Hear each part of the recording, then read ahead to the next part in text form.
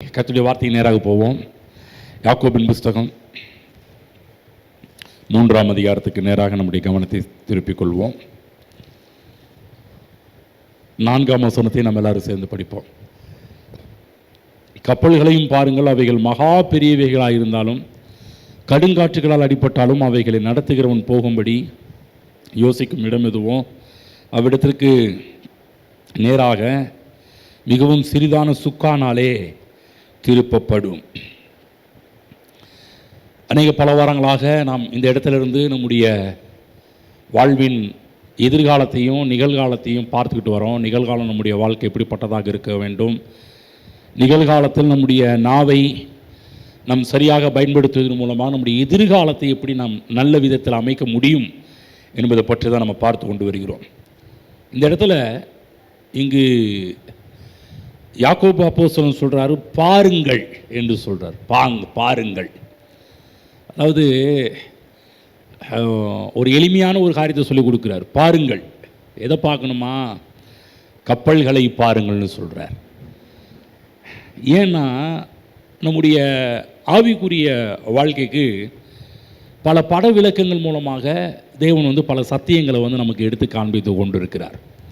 வேதத்தில் கூட பார்த்தீங்கன்னா சில இடத்துல பாருங்கள், ஆகாயத்து பறவைகளை கவனித்து பாருங்கள். எப்போதுமே பாருங்கள், ஆண்டவருடைய வேலையை எப்படி தான் பாருங்கள். சில பாடங்களெல்லாம் காமிச்சு அதிலிருந்து, அதாவது சாதாரண ஒரு மேட்டரை வச்சு பெரிய பெரிய சத்தியத்தெல்லாம் தேவன் இயேசு நமக்கு விலக்கி இருக்கிறத நம்ம பைபிளில் படிக்கிறோம். ஒரு இடத்துல பாருங்கள், காட்டு புஷ்பத்தை கவனித்து பாருங்கள் என்று பார்க்குறோம். அப்போ என்ன அப்படின்னும் போது சின்ன சின்ன விஷயத்தெல்லாம் வைத்துக்கொண்டு பெரிய பெரிய காரியத்தெல்லாம் ஆவிக்குரிய வாழ்க்கையில் இருக்கின்ற அதி முக்கியமான சில விஷயங்களெல்லாம் கர்த்தர் இயேசு எடுத்து பேசுகிறதை நம்ம பார்க்கின்றோம். இங்கே கூட கப்பல்களையும் பாருங்கள்னு சொல்கிறார்.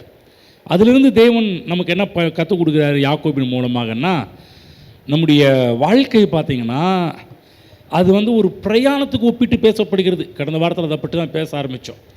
நம்முடைய வாழ்க்கையானது ஏதோ ஒரு கப்பல் செய்கிறாங்கன்னா கட்டுறாங்கன்னா ஏதோ ஒரு இடத்துல ஷோகேஸில் வச்சு நம்ம அழகு பார்க்குறது மாதிரி இந்த கப்பலை வைத்து ஒரு இடத்துல நிப்பாட்டி அழகு பார்க்குறதுக்காக எக்ஸிபிஷன் மாதிரி போயிட்டு வருவதற்காக இந்த கப்பல்களை உருவாக்கி வைக்கல. கப்பல் ஒன்று உருவாக்குறாங்கன்னா எதுக்காக உருவாக்குகிறார்கள் என்றால் ஒரே நோக்கம், மிகப்பெரிய ஒரு லாப நோக்கத்தோடு தான். எவ்வளோ பெரிய கப்பலாக, சின்ன கப்பலாக இருக்கட்டும், நடுத்தர கப்பலாக இருக்கட்டும், பெரிய கப்பலாக இருக்கட்டும், லக்ஸுரி கப்பலாக இருக்கட்டும், சரக்கு கப்பலாக இருக்கட்டும், எந்த ஒரு கப்பலாக இருந்தாலும் பாருங்கள், அதை ஏதோ ஓரத்தில் நிப்பாட்டி வைக்கிறதுக்காக உருவாக்கப்படவில்லை. எல்லா கப்பல்களும் பிரயாணங்களுக்காக உருவாக்கப்பட்டிருக்கிறது. எதற்காக? மிகப்பெரிய லாபத்தை ஈட்டும்படிக்கு. ஒரு கப்பலை அதிக இன்வெஸ்ட்மெண்ட் போடுறாங்கன்னா அதில் எவ்வளோ முதலீடு போகிறாங்களோ அதை காட்டிலும் பன்மடங்கு எடுக்கக்கூடிய சாத்தியம் இருந்தால் மட்டும்தான் மிகப்பெரிய இன்வெஸ்ட்மெண்ட் பண்ணுவாங்க, முதலீடு பண்ணுவாங்க. கப்பல்கள் நம்ம ஊரில் கார் விற்கிற மாதிரிலாம் சும்மா வாங்கிட முடியாது பாருங்கள். பல கோடிகள் சும்மா அதான் எங்கெங்கேயோ போத்து விடுது. ஒவ்வொரு கப்பலெல்லாம் விலையை பார்க்க ஆரம்பித்து தலையை சுற்றுது அந்தளவுக்கு. அப்போ ஒரு உதாரணம் சொன்ன, ஒரு 100 கோடி போட்டு கப்பல் வாங்குறாங்கன்னா 100 கோடி போட்டு கப்பல் வாங்குறது அவங்கன்னா மறையனுங்களா? சும்மா நிப்பாட்டி வைக்கிறதுக்காக 100 கோடி போட்டு வாங்குவாங்களா? கிடையாது பாருங்கள். அதுலேருந்து 100 கோடி போட்டு வாங்குறான்னா அவன் யோசிப்பான், இதுலேருந்து எப்படி 1000 கோடி ப்ராஃபிட் எடுக்க முடியும் இல்லைங்க. 100 கோடி போடுறான்னா அதில் எப்படி இதிலேருந்து மாதத்துக்கு இத்தனை கோடி எடுக்க முடியும், டேர்ன் ஓவர் பண்ண முடியும் என்பதெல்லாம் யோசிச்சு தான் அவ்வளோ பெரிய கப்பலெல்லாம் அவங்க என்ன பண்ண ஆரம்பிப்பாங்கன்னா கட்ட ஆரம்பிப்பாங்க, செய்ய ஆரம்பிப்பார்கள். அப்படி என்றால் நல்லா கவனமாக கேட்கணும், நல்லா புரிஞ்சுக்கணும். நம்முடைய வாழ்க்கை என்று சொல்வது கூட பிரயாணத்துக்கு ஒப்பிட்டு பேசப்படுகின்றது. சும்மா நம்முடைய கிறிஸ்தவ வாழ்க்கை என்பது நம்ம ரட்சிக்கப்பட்ட உடனே செத்தா பரலோகம் போகிறதுக்கு மட்டும் கிடையாது. அன்றைக்கி நேரத்தில் நம்ம நினச்சிட்டு இருக்கிறோம். நேரத்தில் பண்ண ரட்சிக்கப்பட்ட புதுசுலலாம் பார்த்திங்கன்னா எல்லாருடைய எதிர்பார்ப்பு என்ன இருந்துச்சுன்னா, எப்படியாவது பிரதர் பரலோகத்துக்கு போயிடணும் பிரதர் அப்படியே சொல்லுவாங்க. அப்போ ரொம்ப சின்ன வயசு பாருங்கள், பெரியவங்களாம் சொல்லுவாங்க, எப்படியே தம்பி எப்படியாவது பரலோகத்துக்கு போயிடணும், சேர்ந்துடணும்ப்பா, இந்த உலகத்தை பார்த்தியா, இந்த உலகத்தில் எப்படியெல்லாம் இருக்குது பாரு. அன்னைக்கு அப்போயே சொன்னாங்க, எப்படியாவது நம்ம டார்கெட்லாம் எப்படியாவது பரலோகத்துக்கு போயிடணும்ப்பா, அது தவிர வேறு ஒன்றும் இல்லை அப்படின்வாங்க. கவனமாக கேளுங்க, எப்படியாவது பரலோகத்துக்கு போகிறதுக்காக கர்த்தர் இயேசு நம்மளை ரட்சித்திருக்கிறாரு. அதுக்கு நம்ம ரட்சிக்க வேண்டிய அவசியமே கிடையாதே. யோசிச்சு பாருங்கள், எதுக்காக ரட்சித்தார்? மிகப்பெரிய பிளான் இருக்குது, மிகப்பெரிய ஒரு திட்டம் இருக்குது. அது குழந்தைய பெற்றெடுக்கிறாங்கன்னா, குழந்தை பெற்று குப்பையில் தொட்டியில் போடுறதுக்காக குழந்தைய பெற்றெடுக்கிறாங்க. அந்த குழந்தை எவ்வளோ கண்ணும் கருத்துமா அந்த குழந்தைய பாதுகாத்து அந்த பிள்ளைய வளருவதுக்கு வேண்டிய எவ்வளோ வேலைகள்லாம் செய்கிறாங்க. சும்மா ஏதோ குழந்தைய பெற்றெடுத்து குப்பை தொட்டியில் போகிறதுக்காக யாருமே பண்ணுறது கிடையாது. முட்டாள்தனமான தாய்மார்கள் தான் அப்படி பண்ணுவாங்களே ஒழிய, ஒரு நல்ல தாய் என்று சொல்லக்கூடியவங்க அப்படி பண்ணவே மாட்டாங்க. ஒரு பெரிய ஒரு நோக்கம் இருக்கும் வந்து. ஆகவே தான் நல்லா புரிஞ்சுக்கணும், நம்முடைய வாழ்க்கை கூட நம்முடைய வாழ்க்கை பிரயாணத்துக்கு ஒப்பிட்டு பேசப்படுகின்றது. ஆகவே தான் பாருங்கள், போன வாரத்தில் பல விஷயங்கள் வந்து நம்ம எடுத்து படிக்க ஆரம்பித்தோம் வந்து. அப்போ 2 காரியத்தை கடைசியாக பார்த்து முடித்தோம். என்னென்னா, ஒரு மாலுமி பார்த்திங்கன்னா கப்பலை ஓட்டுறதுக்கு முன்னாடி 2 காரியத்தை பிளான் பண்ணுவாங்க. சும்மா ஏதோ வந்து ஸ்டார்ட் பண்ணும்போதே பார்த்திங்கன்னா எந்த ஒரு மாலுமியும் உட்காந்து கவலைப்பட்டு இருக்க மாட்டாங்க, சோர்ந்து போக மாட்டாங்க, அழுதுட்டு உட்கார மாட்டாங்க, ஐயோ எப்படி ஓட்டுறதுன்னு தெரியலன்னு அப்படி யோசிச்சுட்டு இருக்க மாட்டாங்க. 2 காரியம், ஒன்று வரைபடம் இருக்கும், 2வது அதை வந்து திருப்புகின்ற திறன் உள்ளவர்களாக இருப்பார்கள். 2 முக்கியம் வந்து. முதலாவது அதுக்கு வேண்டிய வரைபடம் தேவை, 2வது அதை திருப்பணும். எப்படி திருப்பணும்? சுக்கானால் திருப்ப வேண்டும். நம்முடைய வாழ்க்கை கூட மிகப்பெரிய ஒரு லாப நோக்கத்தோடு கடவுள் நம்மளை இந்த உலகத்தில் கொண்டு வந்திருக்கிறாரு. நம்முடைய வாழ்க்கை லாப நோக்கத்தோடு செல்ல வேண்டும் என்றால் நாமும் சுக்கானை கொண்டு நம்முடைய கப்பலை திசை திருப்ப வேண்டும். சுக்கான் என்ன? அதுதான் நாவு. நாக்கு, நாவானது, அப்படியே நாவானது என்று சொல்கிறார். அப்போ இந்த 3ஆம் அதிகாரம் முழுவதுமே நாவை பற்றி தான் அப்போஸ்தலனாகிய யாக்கோபு பேசிட்டு வரார். வேதத்தில் பார்க்குறோம், நீதிமொழிகள் 18:21 போடப்பட்டிருக்குது, மரணமும் ஜீவனும் நாவின் அதிகாரத்தில் இருக்கும், அதில் பிரியப்படுகிறவர்கள் அதன் கனியை புசிப்பார்கள் என்று போடப்பட்டிருக்குது. அப்போ நல்லா புரிஞ்சுக்கணும், மரணமும் ஜீவனும் எங்கே இருக்குது? நம்முடைய நாவின் அதிகாரத்தில் இருக்கிறது. மரணம் என்பது என்ன?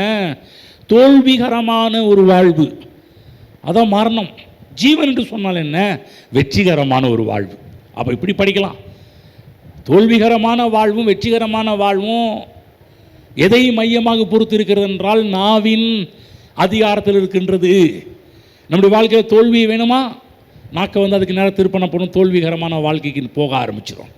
வெற்றிகரமான வாழ்க்கை வேணுமா? அதற்கு நேராக உங்களுடைய சுக்கானாகிய நாவை திருப்பினால் போதும், நம்முடைய வாழ்வு அழகாக வெற்றிகரமான வாழ்க்கை நோக்கி போக ஆரம்பிக்கும். அன்றைக்கு நேரத்தில் விசுவாசி என்ன நினைக்கிறாங்கன்னா, வெற்றிகரமான வாழ்வு வந்து நம்ம கையில் கிடையாதுங்க, அதெல்லாம் தேவனுடைய கரத்தில் இருக்குதுங்க, தேவன் பார்த்து யாருக்கு வெற்றியை கொடுக்குறாரோ அவருக்கு தாங்க வெற்றி கிடைக்கும், எல்லாருக்கும் சும்மா வெற்றி கிடைக்காதுங்க அப்படின்னு சொல்லுவாங்க சில பேர்லாம். அவர் யார் டிசைட் பண்ணிருக்காரு, யார் தீர்மானம் பண்ணியிருக்கிறாரோ அவங்க தாங்க வெற்றி பெற முடியும், சும்மா எல்லாரெல்லாம் வெற்றி பெற முடியாதுங்க அப்படின்னு சொல்லுவாங்க. கிடையாது, பைபிளில் சொல்கிறாரு, இங்கே இருக்கிற ஒவ்வொருவரும் வெற்றி பெற முடியும். உங்கள் நாவை சரியான திசைக்கு நேராக திருப்புவீர்கள் என்றால் நான் சொல்கிறேன், அது வெற்றிகரமான வாழ்க்கைக்கு நேராக திருப்பப்படும்.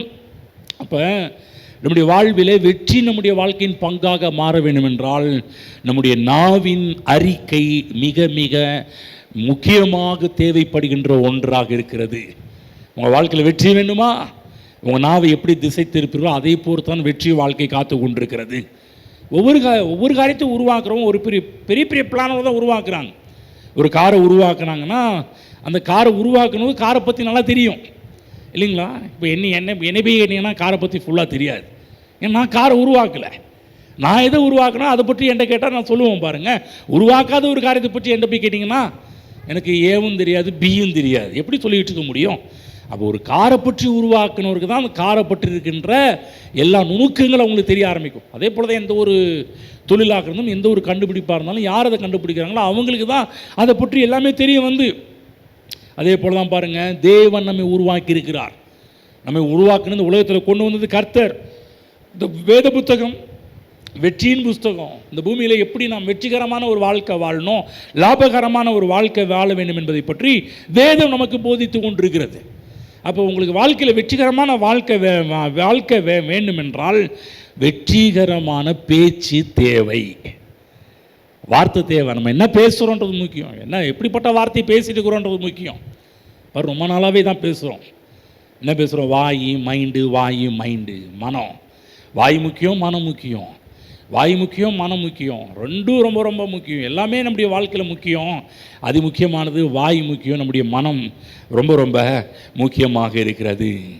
ஆகவே நல்லா புரிஞ்சுக்கணும், நம்முடைய வாழ்க்கையில் தோல்வியின் பேச்சுகளுக்கு இடம் கொடுக்கக்கூடாது, பயத்தின் பேச்சுகளுக்கு இடத்த கொடுக்கக்கூடாது.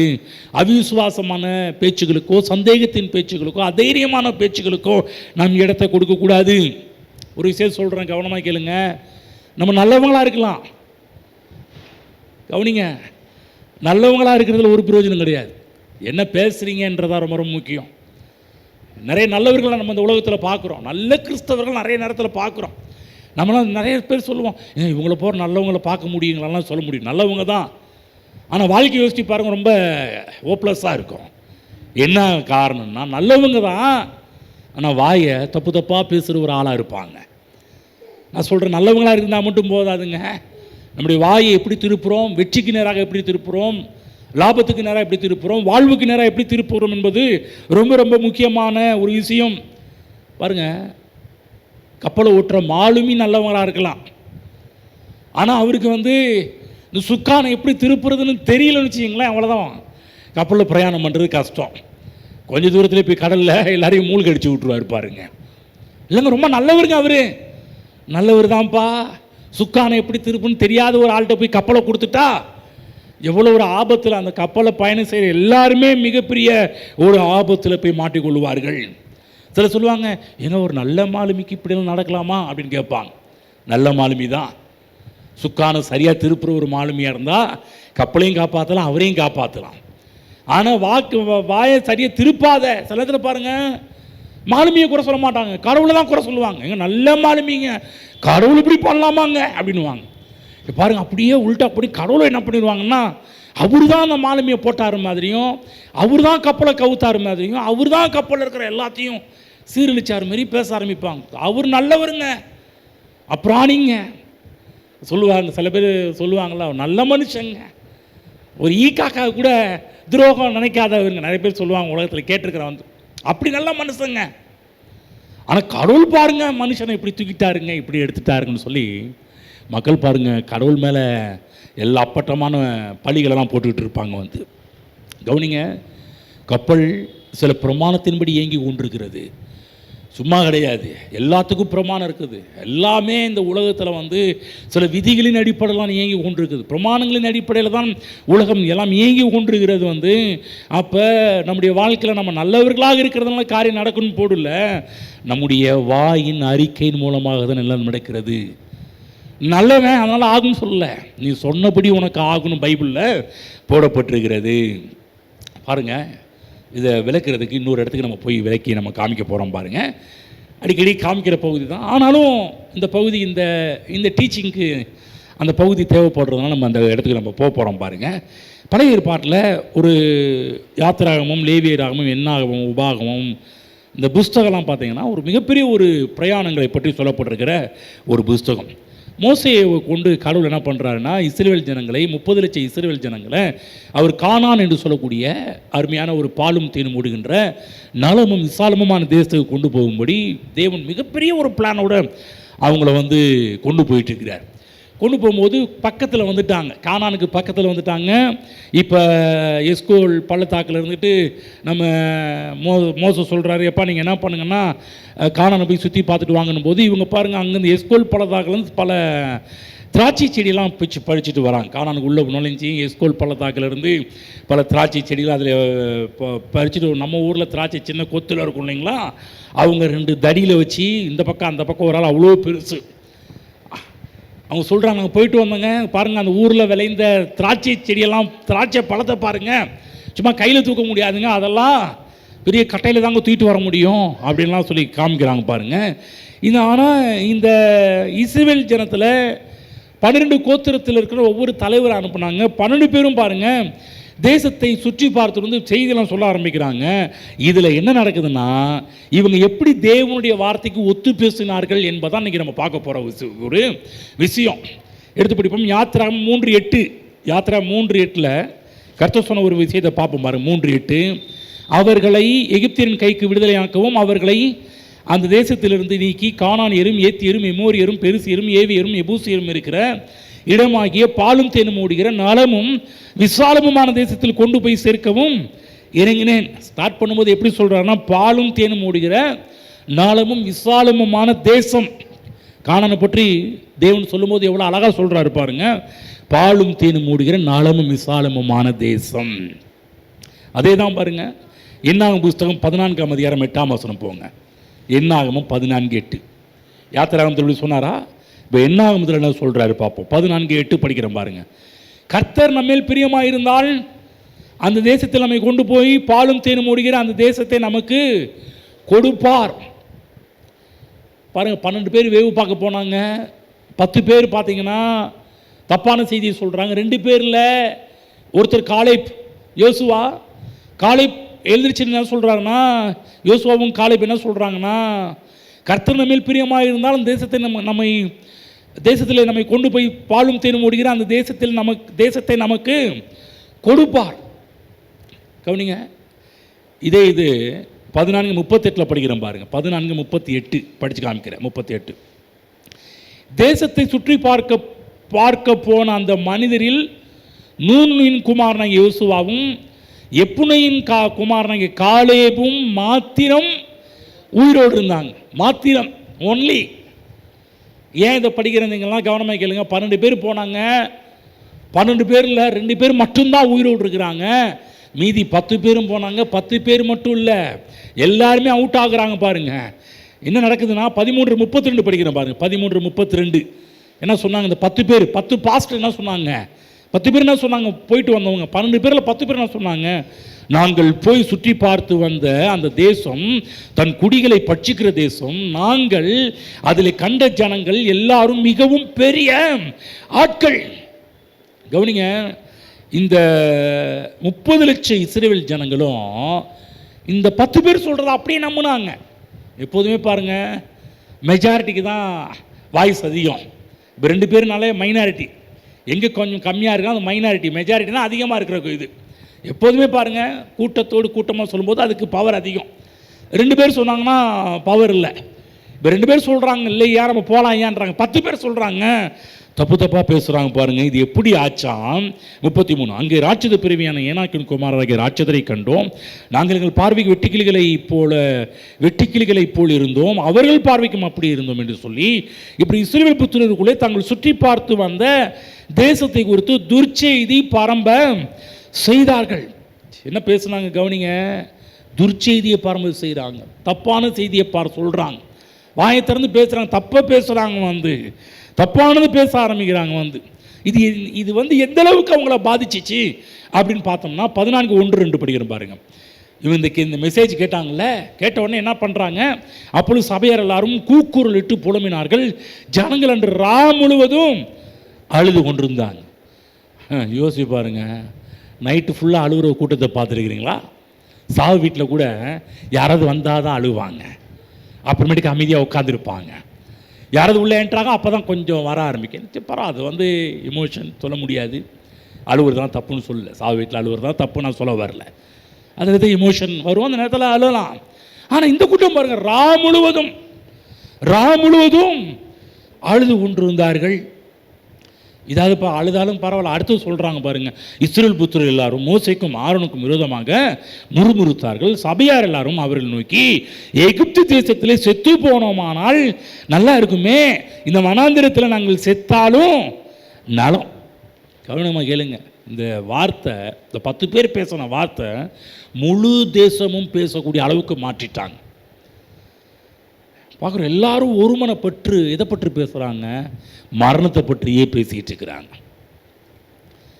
தேவன் கிருபையாய் கொடுத்த இந்த கானான் தேசத்தை பற்றி, கொடுக்கிருந்த தேசத்தை பற்றி தாழ்வாக பேசுகிறாங்க, மட்டமாக பேசுகிறாங்க. தேவன் ஆல்ரெடி ஆபிரகாம் காலகட்டத்திலே கொடுத்தேன்ட்டார். கொடுத்தேன்னு சொல்லுவார், இல்லைப்பா தலையை சொரிஞ்சிட்டு என்ன பண்ணுறது, அப்போ சொல்லிட்டேன் என்ன பண்ணுறது அப்படின்னு சொல்லலை. கொடுத்தா அவர் வாக்குத்தத்தம் பண்ணிட்டாலே அவ்வளோதான், நிச்சயம் செய்வார். 14:37 படித்து காமிக்கிறோம் பாருங்க. இந்த கூட்டம் முழுவதுக்கும் பார்த்தீங்கன்னா மரணத்தை பேசுகிறாங்க, ராமுழுது உட்காந்து அழுகிறாங்க. அதனால் நடந்தது என்ன? 37. சபையார் எல்லாரும் அவனுக்கு விரோதமாய் முறுமுறுக்கும்படி அந்த துர்ச்செய்தியை சொன்னவர்களாகிய அந்த மனிதர் கர்த்தருடைய சந்நிதியில் வாதையினால் செத்தார்கள். அப்புறமேட்டு தான் படிக்கிறோம், 2 பேர் மட்டும், காலேபும் யோசுவாவும் காலேபும் மாத்திரம் உயிரோடு இருந்தாங்க. 10 பேர் என்னது பேசுகிறாங்க? மரணத்தை பேசுனாங்க. நல்லா கவனிக்கணும். மரணமும் ஜீவனும் நாவின் அதிகாரத்தில் இருக்குது. நாங்கள் செத்தா பரவாயில்ல, நாங்கள் செத்தா பரவாயில்ல, நாங்கள் செத்தா பரவாயில்ல. அநேக நேரத்தில் விசுவாசிங்க பேசுகிற ஒரு பேச்சு. நான் உயிரோடு இருந்து என்ன பண்ணுறது, செத்தாதான் நல்லா இருக்கும், செத்தாதான் அவனுக்கு தெரியும், செத்தாதான் என் அருமை தெரியும், செத்தாதான் செத்தா செத்தா செத்தா.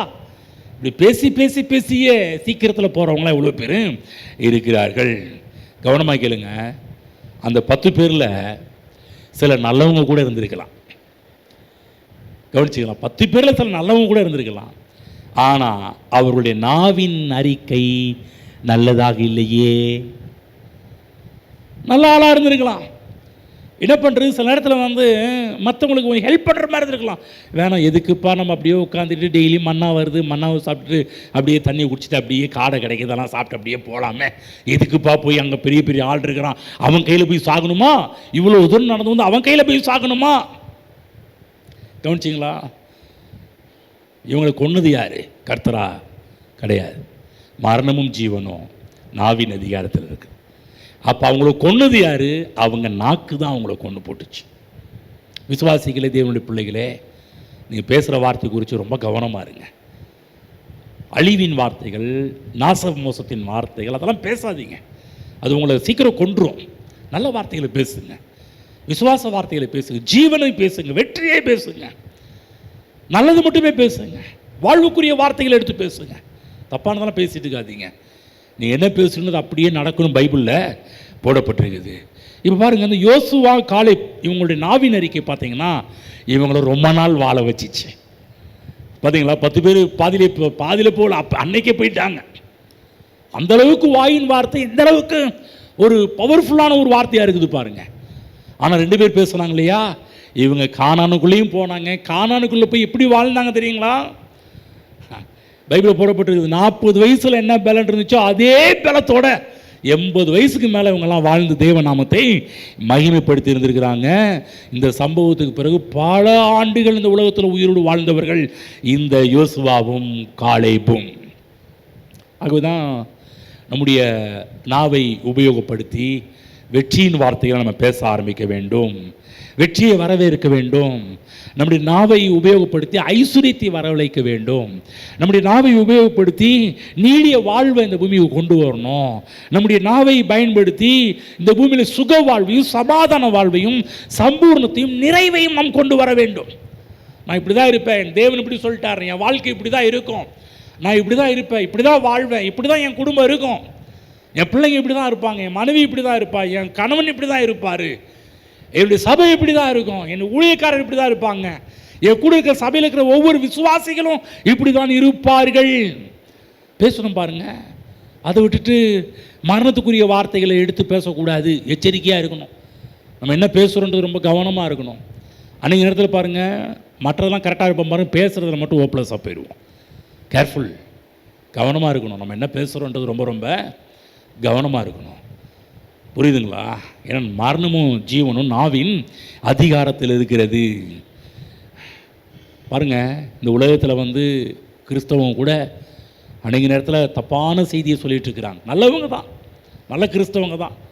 பாருங்கள், எனக்கு தெரியும் பாருங்கள், இந்த ஆரம்பத்தில் ரசிக்கப்பட்ட புதுசுலாம் இந்த கிறிஸ்துவத்தில் அடிக்கடி மக்களை சொல்லி சொல்லி மக்களை ஓட்டாண்டியாக வச்ச சில வார்த்தைகள் இருக்குது. என்ன வார்த்தைங்களா? என்ன சொல்லுவாங்க? கிறிஸ்தவ வாழ்க்கைனாலே பிரதர் இடுக்கமான வாழ்க்கை பிரதர், அப்படி தாங்க இருக்கும், முன்னேற்றமாக இருக்காது பிரதர், இடுக்கம் இடுக்கம் இடுக்கம் இடுக்கம். எங்க உள்ள நுழையிறப்ப மட்டும்தான் இடுக்கும், உள்ள வாசல் மட்டும்தான் இடுக்கும். ஆனால் உள்ள நுழைஞ்சிட்டா, ஆனால் இவங்க என்ன பண்ணுவாங்க? வாழ்க்கை ஃபுல்லாகவே இடுக்கம் தான் பேசிகிட்டு இருப்பாங்க. இன்னொரு வார்த்தை பாருங்கள், கிறிஸ்தவத்தில் நான் கேட்ட வார்த்தையில் இன்னொரு வார்த்தை பார்த்தீங்கன்னா வனாந்திரம் பிரதர்.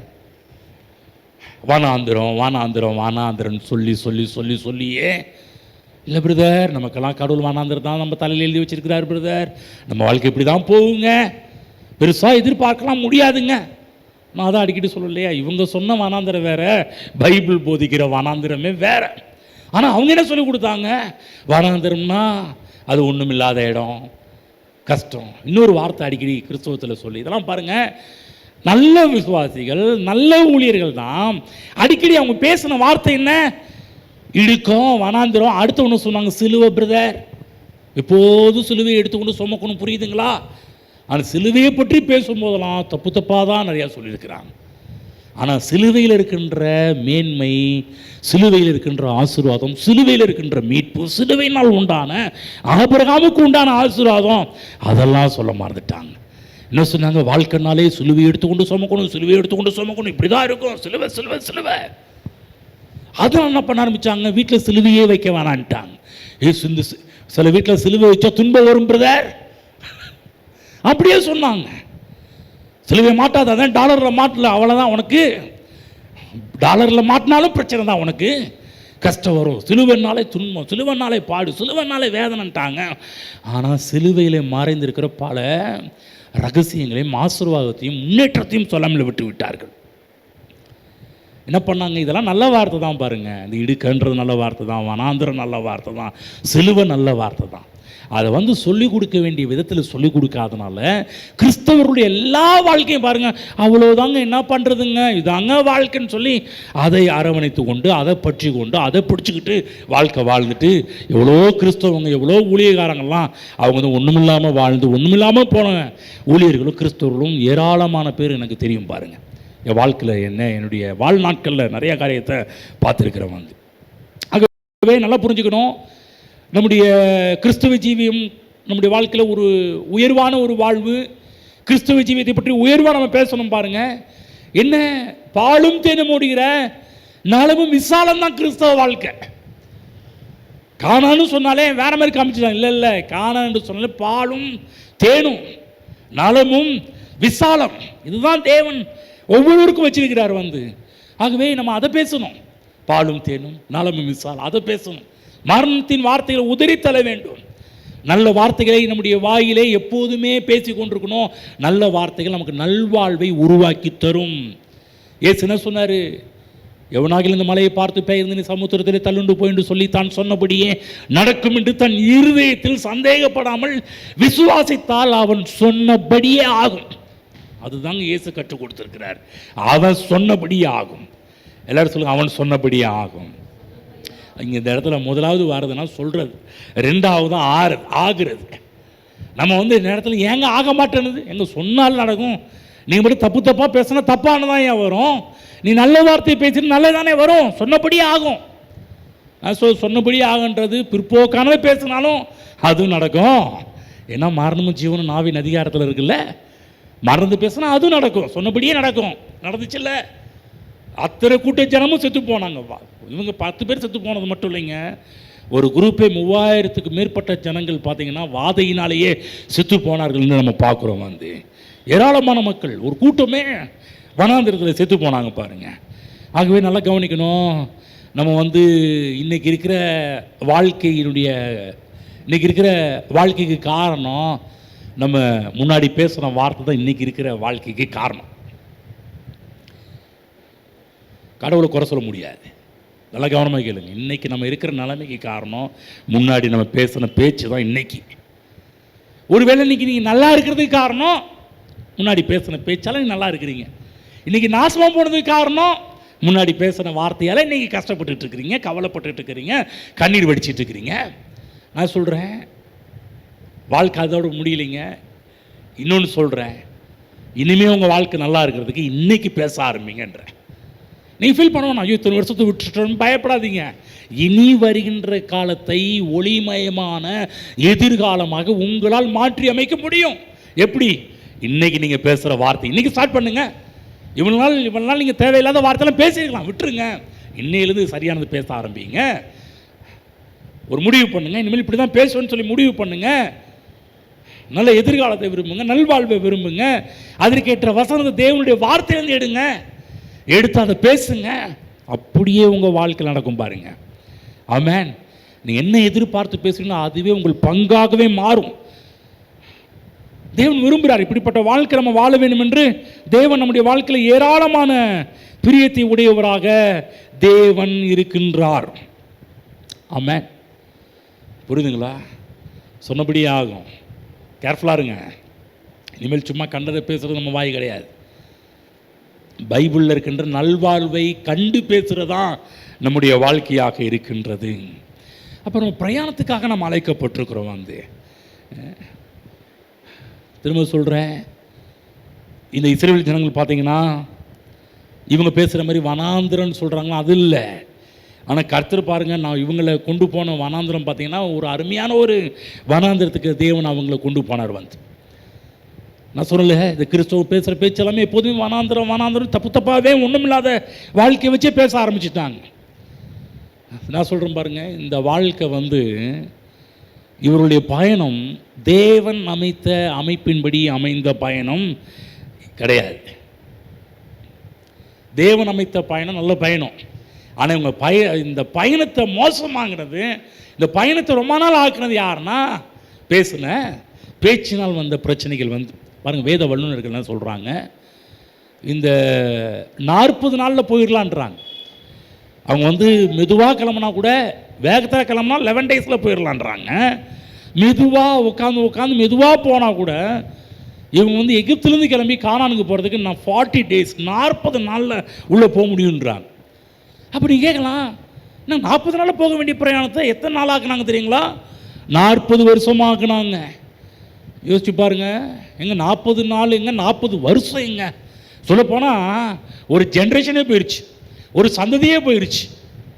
யோசிச்சு பாருங்க, ஒரு சந்ததியே எங்க 40 நாள் எங்கே இருக்குது, 40 வருஷம் எங்கே இருக்குது? கொஞ்சம் யோசிச்சு பார்த்தீங்களா? என்ன காரணம்? அதை கவனிக்கணும். என்ன காரணம் என்றால் அவருடைய அவிசுவாசமும் அவருடைய கீழ்ப்படியாமையும் தான். படிக்கிறோம். உபாகமம் புத்தகம் 1ஆம் அதிகாரம் 8ஆம் வசனம் போங்க. உபாகமத்துக்கு திருப்புங்க, அங்கிருந்து காமிக்கிறேன் பாருங்க. கடவுள் அவங்கள பக்கத்தில் கொண்டு வந்துட்டார். இந்த உபாகமம் புஸ்தகம் பார்த்தீங்கன்னா 2ஆம் தலைமுறைக்காக மோசே எழுதுகிற புஸ்தகம். முதல் தலைமுறை என்ன பண்ணுறாங்க, செத்து போயிட்டாங்க எல்லாருமே. வனாந்திரத்துலேருந்து எகிப்திலேருந்து கிளம்பின ஒரு கூட்டம் பார்த்தீங்கன்னா வனாந்திரத்துலேயே செத்தாங்க. எப்படி செத்தாங்க? எல்லாருமே வாயாலேயே செத்து போனாங்க. அப்போ அவங்க அடுத்து பிள்ளைங்களாம் இருப்பாங்கல்ல, இந்த பிள்ளைங்களுடைய இப்போ 40 வயசு இருக்கிற ஆட்கள் கிளம்பின அதுலேருந்து 40 வயசு இருந்த எல்லா ஆட்களும் இறந்துட்டாங்க. அவங்க பிள்ளைங்க இருப்பாங்கள்ல, அந்த ஜெனரேஷனுக்காக எழுதுறாரு. என்ன சொல்கிறாரு? 8ஆம் வசனம் படிக்கிறோம் பாருங்க. இதோ இந்த தேசத்தை உங்களுக்கு முன்பாக வைத்தேன், நீங்கள் போய் கர்த்தர் உங்கள் பிதாக்களாகிய ஆபிரகாமுக்கும் ஈசாக்குக்கும் யாக்கோபுக்கும் அவர்களுக்கு பின்வரும் அவர்கள் சந்ததிக்கும் ஆணையிட்டு கொடுத்த அந்த தேசத்தை சுதந்திரித்துக் கொள்ளுங்கள் என்றார். சொல்லிட்டாரு. ஏன்பா சும்மா கிடையாது, உங்கள் தாத்தன் பாட்டன் பூட்டனுக்கெல்லாம் நான் என்ன பண்ணியிருக்கிறேன், வாக்கு பண்ணியிருக்கிறேன். இங்கே இருந்துகிட்டு இருக்காதீங்க. பாருங்க 6ஆம் வசனம். ஓரேபிலே நம்முடைய தேவனை கர்த்தர் சொன்னது, நம்மோட சொன்னது என்னவென்றால், நீங்கள் இந்த மலையருகே தங்கி இருந்தது போதும். சொல்லுங்க, போதும். எவ்வளவு நாள் தான் இந்த இதே வாழ்க்கையை வாழ்ந்துட்டு இருப்பீங்க? போதும், கிளம்புங்க. இந்த வாழ்க்கையில் கடவுள் உங்களுக்கு வச்சிருக்கிறது பாலும் தேனும் ஓடுகிற நலமும் விசாலம் தான் கடவுள் உங்களுக்கு வச்சிருக்கிறாரு. இந்த வாழ்க்கை போதுங்க, முடிவு பண்ணும். இந்த வாழ்க்கை போதும். இவ்வளவு நாள் கஷ்டத்தில் வாழ்ந்துட்டேன், இவ்வளவு நாள் பிரச்சனையில் வாழ்ந்துட்டேன், இவ்வளவு நாள் பாடுகளில் வாழ்ந்துட்டேன், இனிமேல் கிடையாது. கர்த்தர் சொல்றாரு, போதும். நீங்கள் திரும்பி பிரயாணம் புறப்பட்டு எமோரியன் மலைநாட்டிற்கும் அதற்கு அடுத்த எல்லா சமனான வெளிகளிலும் குன்றுகளிலும் பள்ளத்தாக்குகளிலும் தென் திசையிலும் கடலோரத்திலும் இருக்கிற கானானியரின் தேசத்துக்கும் லீபனோனுக்கும் ஐபிராத்து நதி என்னும் பெரிய நதி வரைக்கும் போங்கள். சொல்லுங்க, போங்கள். சொல்லுங்க, போதும். சொல்லுங்க, போதும், போங்க. இந்த வாழ்க்கை வாழ்ந்தது போதும், கிளம்புங்க. இந்த வாழ்க்கை கிடையாது. தேவன் உங்களுக்கு அற்புதமான எதிர்காலத்தை வச்சிருக்கிறார், ஆச்சரியமான எதிர்காலத்தை வச்சிருக்கிறாரு, மேன்மையான எதிர்காலத்தை வச்சிருக்கிறார், ஒளிமயமான எதிர்காலத்தை வச்சிருக்கிறாரு. அதை நோக்கி பிரயாணப்படுங்கள். இப்போ என்ன பண்ணாங்க, கானானின் எல்லையாகிய காதேஸ் பர்னே அவளை வந்துட்டாங்க. என்ட்ரன்ஸில் இருக்கிறாங்க. அங்கே என்ன சொல்கிறாருன்னா நல்ல வார்த்தைகள்லாம் பேசுகிறாரு. ஆனால் இந்த ஜனங்கள் என்ன பண்ணாங்க தெரியுங்களா? ஐயோ, திரும்பவும் ஆரம்பித்தாங்க. பாருங்கள், 27 படிக்கிறோம் பாருங்க. 27 28 போங்கன்னு சொல்கிறாரா? என்ன பண்ணணும்? கர்த்தாவே நீங்கள் சொல்லிட்டீங்க, அதுக்கு மறு பேச்சே இல்லை, கிளம்ப வேண்டியதானே. 27 படிக்கிறேன் பாருங்க. 27 படிக்கிறேன். இவங்க என்ன பண்ணுனாங்க அப்படி? 27 28 உங்கள் கூடாரங்களில் முறுமுறுத்து கர்த்தர் நம்மை வெறுத்து நம்மை அழிக்கும் பொருட்டாக நம்ம எமோரியன் கையில் ஒப்புக் கொடுக்கும்படிக்கு நம்ம எகிப்து தேசத்திலிருந்து புறப்பட பண்ணினார். நாம் எங்கே போகலாம்? அந்த ஜனங்கள் நம்மை பார்க்கலும் பலவான்களும் நெடியவர்களும் அவர்கள் பட்டணங்கள் பெரியவைகளும் வானத்தை அளவும் வானத்தை அளாவும் மதில்களும் உள்ளவைகளுமாய் இருக்கிறது என்றும் ஏனாக்கிரின் புத்திரரையும் அங்கே கண்டோம் என்றும் நம்முடைய சகோதரர் சொல்லி நம்முடைய இருதயத்தை கலங்க பண்ணினார்கள் என்று சொன்னீர்கள். கவனிங்க, போலான்னு சொன்னார். தேவனுடைய கட்டளைக்கு விரோதமாக பேச ஆரம்பிக்கிறாங்க. கூடாரங்களை முறுமுறுக்க ஆரம்பிக்கிறாங்க. தேவன் நம்மளை அழிக்கும் பொருட்டாக தான் எகிப்திலேருந்து புறப்பட பண்ணினார்னே பேச ஆரம்பிக்கிறாங்க. தப்பு தப்பாக பேசுகிறாங்க. சாகடிக்கிறதுக்காக கூட்டி வந்தார். கொஞ்சம் யோசிச்சு பாருங்கள். சாகடிக்கிறதுக்காக கடவுள் இதான் பொழப்பாக இருக்கு. நீ கடவுள் நம்மளை ரட்சித்து கூட்டி வந்து நம்ம எல்லாரும் செத்து பரலோகத்துக்கு போகிறதுக்கு கூட்டி வந்திருக்கிறாரு. நிச்சயம் பரலோகத்துக்கு போவோங்க.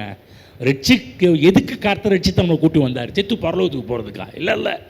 இந்த பூமியிலே நம் கானானின் வாழ்வை வாழ வேண்டும் என்று கர்த்தர் விரும்புகிறார். இப்போ பேசுகிறாங்க பாருங்கள், எமோரியரை பற்றி பேசுகிறாங்க. அவங்க நம்மளை பார்க்க ரொம்ப பலவான்களுங்க. அரணான வானத்தியலாவும் மதில்கள். கோட்டையை பாருப்பா, இவ்வளோ பேசா கட்டி வச்சிருக்கிறான்ப்பா, பேச ஆரம்பித்தாங்க பாருங்கள். அதனால் என்ன நடந்துச்சு? கடவுள் பாருங்கள் 8:9 சொன்னார்ல, போங்க போதும் போங்கன்னாரு. இவங்க பேசுகிறாங்க. இப்போ ஆண்டவர் என்ன பண்ணார்? 1:40 போவோம். 1ஆம் அதிகாரம் 40ஆம் வசனம். நீங்களோ திரும்பி கொண்டு சிவந்த சமுத்திரத்தின் வழியாய் வனாந்திரத்துக்கு பிரயாணப்பட்டு போங்கள் என்றார். நீ திருந்தவே மாட்ட, போ, உனக்கு வனாந்திரம் தானே வாழ்க்கை, அங்கேயே போ. கர்த்தர் பாருங்க, பாலும் தேனும் ஓடுற தேசத்துக்கு பிரயாணம் பண்ண சொன்னார். ஆனால் இவங்களுக்கு அதில் விருப்பம் இல்லை. ஆகதான் நீ போ, வனாந்திரத்துக்கு போ. யோசிச்சு பாருங்களேன், இந்த வார்த்தையெல்லாம் அந்த நேரத்தில் எப்படியெல்லாம் கடவுள் பேசியிருப்பாருன்றதை யோசிச்சு பாருங்கள். என்னடா அது, நம்ம நல்ல வாழ்க்கைக்கு நேராக கொண்டு போகணும்னு பார்த்தா இவங்க வந்து இப்படி தப்பு தப்பாக பேசுகிறாங்களே. வனாந்திரத்துக்கு அந்த வாழ்க்கையே பேசிட்டு இருக்கிறாங்களே. எந்த லட்சியம் இல்லாமல் சுற்றி அலைஞ்சிக்கிட்டு இருக்கிறாங்க. 40 வருஷமும் சுற்றிட்டு கிடக்கிறாங்களே. விட்டுட்டார். படிப்போம். உபாகம் 2:14 போவோம் பாருங்க. 2:14 என்ன நடந்துச்சு படிக்கிறோம் பாருங்க. யுத்த மனிதரான அந்த சந்ததிகளெல்லாம் கர்த்தர் தங்களுக்கு ஆணையிட்டபடியே பாளையத்து நடுவிலிருந்து மாண்டு போக நாம் காதேஸ் பர்னேயா விட்டு புறப்பட்டது முதற்கொண்டு சேரேத் ஆற்றை கடக்கும் மட்டும் சென்ற காலம் 38. யோசிச்சு பாருங்க. இன்னொரு டீம், அதுவும் 40 வருஷம். யோசிச்சு பாருங்க. 40 ஆண்டுகளுக்கு பின்னாடி இது பேச ஆரம்பிக்கிறார் பாருங்க.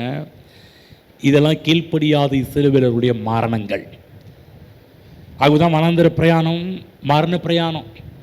கடவுள் மரண பிரயாணத்துக்கு நேரம் நடத்தினாரு. அவங்க மரணத்தை செலக்ட் பண்ணாங்க. வந்து கிறிஸ்துவ ஜீவியம் மரண பிரயாணம் அல்ல. கிறிஸ்தவ ஜீவியம் ஜீவ பிரயாணம், வாழ்க்கையின் பிரயாணம். அதுதான் பைபிளில் போடப்பட்டிருக்குது. அப்போஸ்தலர் 3ஆம் அதிகாரம் 15ஆம் வசனம் படித்து காமிக்கிறேன். நல்லா கவனிங்க. கிறிஸ்தவ வாழ்க்கை மரண பிரயாணம் அல்ல, கிறிஸ்தவ வாழ்க்கை ஜீவ பிரயாணம். காரணம் என்ன? 3:15 ஜீவாதிபதி என்ன சொல்றான்னா, இயேசு கிறிஸ்து யார்? ஜீவாதிபதி, ஜீவனுக்கு அதிபதி, ஜீவ வாழ்க்கையின் அதிபதி அவர். யோவான் 10:10 சொல்றார், நானும் மனிதருக்கு ஜீவன் உண்டாயிருக்கும், அந்த ஜீவன் பரிபூர்ணப்படவும் வந்தேன். ஜீவ பிரயாணம், கிறிஸ்தவ வாழ்க்கை ஜீவ பிரயாணம். மத்திய 7:14 சொல்லப்பட்டது, ஜீவனுக்கு போகிற வாசல் இடுக்கமும் வழி நெருக்கமுமாய் இருக்கிறது, அதை கண்டுபிடிக்கிறவர்கள் சிலர். நான் சொன்னேன்ல, ஸ்டார்டிங் தான் கொஞ்சம் இடுக்கமாக இருக்கும், ஆனால் உள்ளே வந்துட்டா பாலும் தேனும் மூடுகிற நலமும் விசாலமுமான ஒரு வாழ்க்கை தான் கிறிஸ்துவ பிரயாணம். மரண பிரயாணம் அல்ல, மனதில் வச்சுக்கணும். அது ஜீவ மார்க்கம். நல்லா புரிஞ்சுக்கிங்க. சாகடிக்கிற மார்க்கம் கிடையாது, உங்களை வாழ வைக்கிற மார்க்கம், ஜீவ மார்க்கம். ஆகவே இதை வனாந்திர பிரயாணத்துக்கு ஒப்பிட்டு பேசக்கூடாது. வேதத்துக்கு பொருந்தாத வார்த்தை எடுத்து இவங்க பேசுகிற, இன்றைக்கி பேசுகிற கிறிஸ்தவங்க போல் வனாந்திரம் பிரதர், அது கஷ்டம் நஷ்டம் சுழிவு நெளிவு மேடு பாலம் இருக்க தானே செய்யும். அப்படி கிடையாது. பாருங்கள், இந்த வனாந்திர பிரயாணத்தை மேற்கொண்ட இஸ்ரவேலர் பற்றி வேதத்தில் நம்ம நிறைய படிக்கிறோம். பாருங்கள், எபிரேயர் 3:17 போவோம். இவங்க பாருங்கள், இந்த ஜனங்கள் இந்த வனாந்திர வாழ்க்கை நல்ல வாழ்க்கையில் கடவுள் கொண்டு போனார். ஆனால் இந்த நல்ல வாழ்க்கையை நொல்ல வாழ்க்கையாக மாற்றணும் இந்த ஜனங்கள் தான். எபிரேயர் 3:17 போவோம், படிப்போம். 3:17 மேலும் அவர் 40 வருஷமாய் யாரை அரோசித்தார்? பாவம் 3:17 பாவம் செய்தவர்களை அல்லவா. அவர்களுடைய 16 படிக்கிறேன். கேட்டவர்களில் கோபமூட்டினவர்கள் யார்? மோசையினால் எகிப்திலிருந்து புறப்பட்ட யாவரும். அப்பா, எகிப்திலிருந்து புறப்பட்ட எல்லாருமே, யாவருன்னா முடிச்சிச்சு. எல்லாரும் தான் பாஸ்டர் மோசஸை கோபம் மூட்டியிருக்கிறாங்க. அப்பனா பாவங்க மோசஸ் எவ்வளோ பிரச்சனை, எவ்வளோ கஷ்டத்தை அனுபவிச்சிருப்பார். எல்லாருமே கோபம் மூட்டியிருக்கிறாங்க. வந்து மோசையினால் எகிப்திலிருந்து புறப்பட்ட யாவரும் அப்படி கோபம் மூட்டினாங்க இல்லையா? மேலும் அவர் 40 வருஷமா யாரை ஆலோசித்தார்? பாவம் செய்தவர்கள் அல்லவா? அவர்களுடைய சவங்கள் வனாந்திரத்தில் விழுந்து போயிட்டே. இப்போ வனாந்திர பிரயாணம் ஒரு வெற்றி பிரயாணம் அல்ல. வனாந்திர பிரயாணம் பரிதாபமான பிரயாணம், பயணமாக மாறிடுச்சு. நான் சொல்கிறேன், இந்த வாழ்க்கையை கிறிஸ்தவ வாழ்க்கையோடு ஒப்பிட்டு பேசக்கூடாது. 3:17 படிக்கிறோம் இல்லையா? எப்படியா? அவர்கள் அவிசுவாசத்தினாலே அதில் பிரவேசிக்க கூடாமற் போனார்கள். 19 வசனம், ஆதலால் அவிசுவாசத்தினாலே அவர்கள் அதில் பிரவேசிக்க கூடாமல் போனார்கள். ஆகவே கிறிஸ்தவ ஜீவியம் வனாந்திர வாழ்க்கைக்கு ஒப்பிட்டு பேசக்கூடாது. கிறிஸ்தவ ஜீவியம் பாலும் தேனும் ஓடுகிற நலமும் விசாலமுமான கானான் ஜீவியம். ஆமென். நல்லா புரிஞ்சுக்கணும் தேவ பிள்ளைகளே, கிறிஸ்தவ ஜீவியம் வனாந்திரம் கிடையாது. வனாந்திரம்னா அப்படி பேசக்கூடாது. கிறிஸ்தவ ஜீவியம் வனாந்திரம் கிடையாது. திரும்ப சொல்கிற, கிறிஸ்தவ ஜீவியம் பாலும் தேனும் ஓடுகின்ற கானான் ஜீவியம், கானான் வாழ்க்கை. அப்போ நம்ம ஒரு விசுவாச பயணத்தில் இருக்கிறோம். வந்து விசுவாச பயணம் என்பது என்ன? கிறிஸ்து. ஆகவே தான் இந்த இடத்துல யாக்கோபு சொல்கிறாரு, கிறிஸ்துவ ஜீவியத்தை கப்பலுக்கு தேவன் ஒப்பிட்டு பேசுகிறத நம்ம பார்க்க ஆரம்பிக்கிறோம். என்னன்னா, கப்பல் எதுக்குன்னா, திரும்ப சொல்கிறேன், ஏதோ ஒரு காரியத்துக்காக உருவாக்கி வைக்கல, லாபகரமான வாழ்க்கைக்கு தான் கப்பல் உருவாக்கப்பட்டிருக்குது. அப்போ என்ன சொல்கிறாரு யாக்கோபு, இங்கே பாரு, உன் வாழ்க்கை இதுக்காக தான் உருவாக்கப்பட்டிருக்குது. நீ சும்மா நிப்பாட்டி வைக்கிறதுக்கு உருவாக்கப்படலை. உனக்கு ஒரு பிரயாணம் இருக்குது. நல்லா புரிஞ்சுக்கணும். இந்த பிரயாணத்தை நீங்கள் சரியாக புரிஞ்சு. என்ன பிரயாணம்?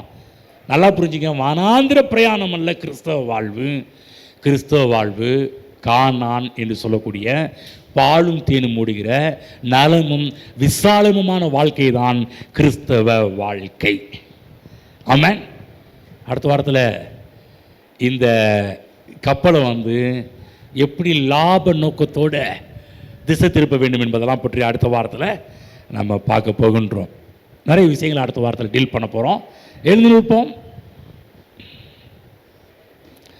இன்றைக்கு நம்ம புரிந்து கொண்ட விஷயம் என்ன? உங்கள் வாழ்க்கையை மரணத்துக்கு நேரம் நீங்கள் திருப்பலாம், ஜீவனுக்கு நேரம் திருப்பலாம். உங்கள் கையில் இருக்குது. உங்களுக்கு எது வேணும்? நல்வாழ்வு வேணுமா? உங்கள் நாக்கு அதுக்கு நேரம் திருப்புங்க. திரும்ப சொல்கிற தேவப்பிள்ளை, ஒரு விஷயத்தெல்லாம் புரிஞ்சுக்கிங்க.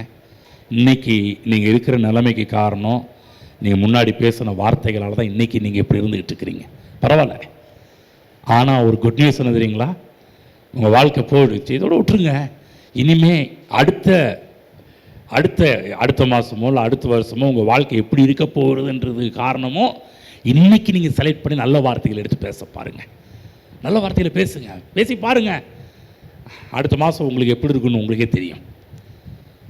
இந்த கலந்துலாம் பேசாதீங்க, ரொம்ப ஆபத்து. ஞாயிற்றுக்கிழமை வந்து நல்லது பேசிட்டு திங்கக்கிழமை சனிக்கிழமை தப்பாக பேசிட்டு அப்புறமேட்டுக்கு ஒன்றும் நடக்கல இங்கே வந்து நீங்கள் கேள்வி கேட்கவே முடியாது. நம்ம ஆட்கள் பண்ணுற ஒரு பெரிய தப்பு தெரியும். இங்கே வரும்போது நல்லா பேசுவாங்க. பாஸ்டர் நாங்கள் நல்லா தானே பேசணும். என்ன இது ரைட்டு, எவ்வளோ நாள் பேசுனீங்க? வீட்டில் போய் கரெக்டாக அதை ஃபாலோ பண்ணிங்களா? வீட்டில் போய் அதே பேசுனீங்களா? இல்லை பாஸ்டர்னு வாங்க. அதுதான் சொல்கிறோம். விட்டுறாதீங்க, இதை விட்டுறாதீங்க. எப்போதும் உங்கள் வாயத்திலிருந்து நல்ல வார்த்தையில் பேசுங்களேன். பேசி பாருங்க. உங்கள் வாழ்க்கை இப்போ இருக்கிற மாதிரி இருக்காதுங்க. நான் சொல்கிறேன், உங்கள் வாழ்க்கைக்கு தீர்க்க பேசணும். உங்கள் வாழ்க்கை எப்படி இருக்க போகுது? இன்றைக்கி நீங்கள் பேசுகிற வார்த்தை தான் அடுத்த மாதம் நீங்கள் எப்படி இருக்க போகிறீங்க, அடுத்த வருஷம் நீங்கள் எப்படி இருக்க போகிறீங்க, இன்னொரு 5 வருஷம் கழித்து நீங்கள் எப்படி இருக்க போகிறீங்கன்றது காரணம்லாம் இன்றைக்கி நீங்கள் எடுத்து பேசக்கூடிய வார்த்தையில் தான் இருக்குது. அப்போ முடிவு பண்ணுங்கள், நான் இப்படி தான் இருப்பேன், நான் இப்படிப்பட்ட வார்த்தை தான் பேசுவேன். இனிமேல் என் வாயின் வார்த்தைகளுக்கு, தேவையில்லாத வார்த்தைகளுக்கு என் வாய்க்கு இடம் இல்லை, தேவையில்லாத பேச மாட்டேன். முடிவு பண்ணுங்க. முடிவு பண்ணிட்டு நீங்கள் உங்கள் வாயில் ஜீவனுக்குரிய வார்த்தைகளை மட்டுமே பேசுங்க, வாழ்வுக்குரிய வார்த்தைகளை மட்டுமே பேசுங்க, பிரகாசமுள்ள ஒரு வாழ்க்கையை பற்றி பேசுங்க. நல்ல எதிர்காலம் அமையும். நல்லா புரிஞ்சுக்கணும். அடுத்தது என்னன்னா, உங்கள் வாழ்க்கை வந்து வனாந்திர வாழ்க்கை கிடையாது. கடவுள் வந்து வனாந்திரத்துலேயும் 40 வருஷம் சுற்றணும்னு பிளான் பண்ணாரா? இல்லைங்க. ஒன்லி 11 டேஸில் ஃபாஸ்ட்டாக போனால் போகலாம், அதிகபட்சம் 40, மெதுவாக போனால் கூட 40 நாளில் போயிடலான்றாங்க. அதான் சொன்னேன், ஒரு மாதம் 30 நாள் இருக்குது, நான் ஒரு மாதத்தில் கூட அடைஞ்சிடலாம். நல்ல வார்த்தையே பேசியிருந்தா அடைஞ்சிடலாம், சீக்கிரம் பிடிக்க முடியும். தேவன் வைத்த ஆசீர்வாதத்தை நீங்கள் அடைய முடியும். என்னன்னா இன்றைக்கி நீங்கள் பேசுகிற வார்த்தையில் தான் இருக்குது. நல்லா புரிஞ்சுக்க, வனாந்திர வாழ்க்கை கடவுள் உங்களை நியமிக்கலை. பாலும் தேனும் முடிகிற நாளமும் விசாலமுமான வாழ்க்கை தான் கடவுள் வச்சிருக்கிறார். ஆமென். எல்லாரும் சொல்லுங்கள், என்னுடைய வாழ்வு வனாந்திர வாழ்க்கை கிடையாது, பாலும் தேனும் மூடுகிற நலமும் விசாலமுமான வாழ்க்கை தான் எனக்கு சொந்தம். ஆகவே நான் இனிமேல் என்னுடைய வாய்களை திறந்து ஜீவனை மட்டுமே பேசுவேன், ஜீவ வார்த்தைகளை மட்டுமே பேசுவேன், மரணத்துக்குரிய வார்த்தைகளை பேச மாட்டேன். என் வாழ்க்கை எப்படி இருக்க போகிறது என்பதை குறித்து இன்றைக்கு நான் சொல்கிற தீர்க்க தரிசனம் தான் என் வாழ்க்கை அப்படி இருக்கும். ஆமென். ஆகவே தேவ பிள்ளைகளை மனதை நல்லா வச்சுக்கிங்க. உங்கள் வாழ்க்கை எப்படி இருக்க போகுது, இன்றைக்கி நீங்கள் பேசுகிற வார்த்தையை வச்சு தான் நீங்கள் அடுத்த மாதம் எப்படி இருக்க அடுத்த வாரம் எப்படி இருக்க போகிறீங்க, அடுத்த மாதம் எப்படி இருக்க போகிறீங்க, அடுத்த வருஷம் எப்படி இருக்க போகிறீங்க, எல்லாமே இன்றைக்கி நீங்கள் பேசுகிற வார்த்தையில் இருக்குது. ஆமென். ஆகவே பிடிச்சிக்கிங்க, விட்டுறாதீங்க. ஜெபம் பண்ணுவோம். பிதாவாகிய எங்கள் ஆண்டவரே, கர்த்தராகிய இயேசுவின் நாமத்தில் நம்முடைய சமூகத்தில் இருக்கிறோம். அப்பா, இன்றைக்கு நீங்கள் கூட பேசுகிறபடியால் நமக்கு நன்றி செலுத்துகிறோம். ஆண்டவரே, மரணத்தை ஜீவனை எங்கள் நாவின் அதிகாரத்தில் வைத்திருக்கிறீரே, எங்கள் வாழ்வை பிரயாணத்துக்கு ஒப்பிட்டு சொன்னீரே. அப்படியே சோகேஸில் வைக்கிற ஒரு பொம்மை மாதிரி எங்கள் வாழ்க்கை இருக்கக்கூடாது. செத்து பரலோகம் போகிறது இல்லை வாழ்வு. நீர் சாகடிக்கிறதுக்காக இஸ்ரவேல் ஜனங்களை வனாந்திரத்துக்கு கொண்டு வரவில்லை. நீர் அவர்களை கொண்டு வந்ததே பாலும் தேனும் முடிகிற நலமும் விசாலம் என்று சொல்லக்கூடிய கானான் என்று சொல்லக்கூடிய தேசத்துக்கு கொண்டு போவதற்காக தான் நீர் அவர்களை எகிப்திலிருந்து வெளியே கொண்டு வந்தீர் என்பதை நாங்கள் இன்றைக்கு விசுவாசிக்கிறோம். ஆண்டவரே, எங்கள் வாழ்க்கை வனாந்திர வாழ்க்கை அல்ல என்பதை விசுவாசிக்கிறோம். எங்கள் வாழ்க்கை பாலும் தேனும் முடிகின்ற நலமும் விசாலமுமான வாழ்க்கை தான் என்று சொல்லி விசுவாசிக்கிறோம். ஆண்டவரே, இங்கே வந்திருக்கிற ஒவ்வொருவரும் தங்கள் வாழ்க்கையில் ஜீவ வாழ்க்கையை தெரிந்து கொள்ளட்டும், நல்வாழ்வை தெரிந்து கொள்ளட்டும், ஒளிமயமான எதிர்காலத்தை தெரிந்து கொள்ளட்டும்.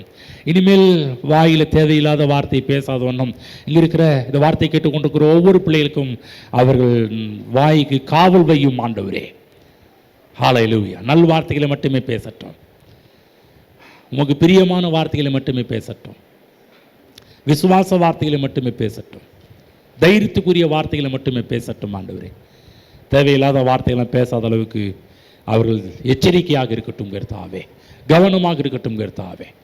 ஒவ்வொரு நாளும் நம்முடைய பிள்ளைகளுடைய வாழ்வு ஒளிமயமான எதிர்காலமாக அமையட்டும் என்று ஜெபிக்கிறோம். இயேசுவின் நாமத்தில் பிதாவே, ஆமென்.